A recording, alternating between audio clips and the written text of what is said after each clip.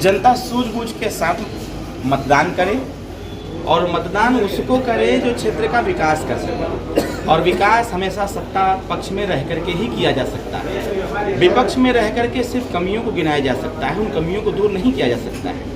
Suheldev Bharatiya Samaj party का मानना ये है कि हमारे प्रत्याशी दारा सिंह चौहान जी हैं, जिनका चुनाव निशान कमल का फूल है। 5 तारीख को सुबह से लेकर के 5 बजे तक जब तक मतदान होता है, धुएंधार सभी लोग मतदान करें। और मैं पूरा विश्वास दिलाता हूं, जैसा कि कल माननीय योगी जी आए हुए थे, उन्होंने भरी मंच से अनुरोध किया और आग्रह भी किया और एक वादा भी किया कि आप दारा सिंह चौहान को चुनाव जिताइए।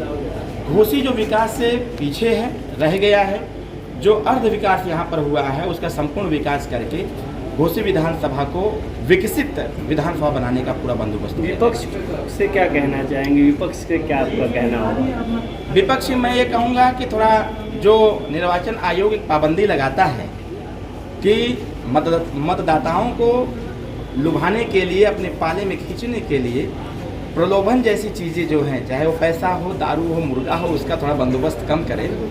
क्योंकि जनता को खुद का निर्णय लेने की शक्ति है और जनता को इन चीज़ों की वजह से उसको परेशान न करें। जो सूचनाएं प्राप्त हो रही हैं कि ये गांव में जा कर के जनता को पैसा दे करके अपनी तरफ डाइवर्ट करने का प्रयास कर रहे हैं, तो ये उनका जो प्रयास है वो असफल है। और ये प्रयास मैं कहूँगा जो पैसा बचा है उस गरीब को दे दो जो गरीब दवाई के अभाव में परेशान है।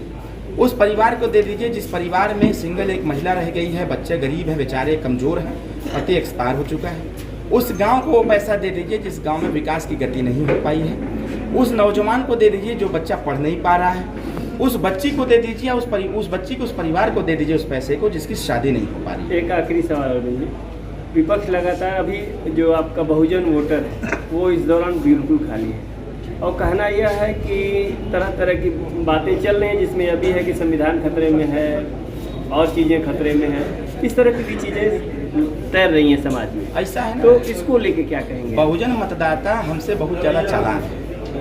मान्यवर कांसीराम साहब और बहन मायावती जी ने प्रयास किया।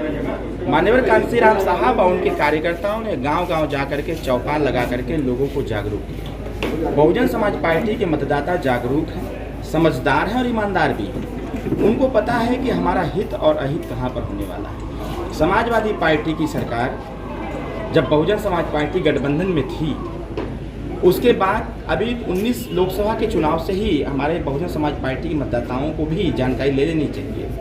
गठबंधन था तो मायावती जी सबसे अच्छी थी, गठबंधन टूट गया तो वही अखिलेश यादव जी समाजवादी पार्टी के नेताओं ने सबसे बड़ा आरोप लगाया कि बहुजन समाज पार्टी के मतदाताओं ने समाजवादी पार्टी को वोट नहीं किया। तो इस जो कलंक ये लगा हुआ है समाजवादी पार्टी की तरफ से बहुजन समाज पार्टी के मतदाताओं के ऊपर, अब इस समय आ गया है इस कलंक को धोने का। और आपकी रक्षा सुरक्षा, आपके सारी धाराओं, सारे जो प्रावधान है उसकी रक्षा सुरक्षा भारतीय जनता पार्टी कर रही है। और ये एक प्रोपेगेंडा है कि संविधान खतरे में है। संविधान कहीं कोई खतरे में नहीं है, संविधान से ही देश चल रहा है। और मैं तो धन्यवाद दूंगा उन सभी लोगों को कि जिन लोगों ने एक बहुजनवादी विचारधारा को बढ़ावा दिया और बढ़ावा दे करके एक संविधान को स्थापित किया। इस संविधान से पूरा देश चलने और चलाने का प्रयास किया जा रहा है। इसलिए समाजवादियों के कहने पर किसी को आने की आवश्यकता नहीं है। ये अवसरवादी लोग हैं और मैं तो शुद्ध रूप से कहूँगा कि समाजवादी पार्टी मतलब भस्मासुर। भस्मासुर वाले बयान पे मैं पूछने ही वाला था, आपने स्वयं जिक्र कर दिया।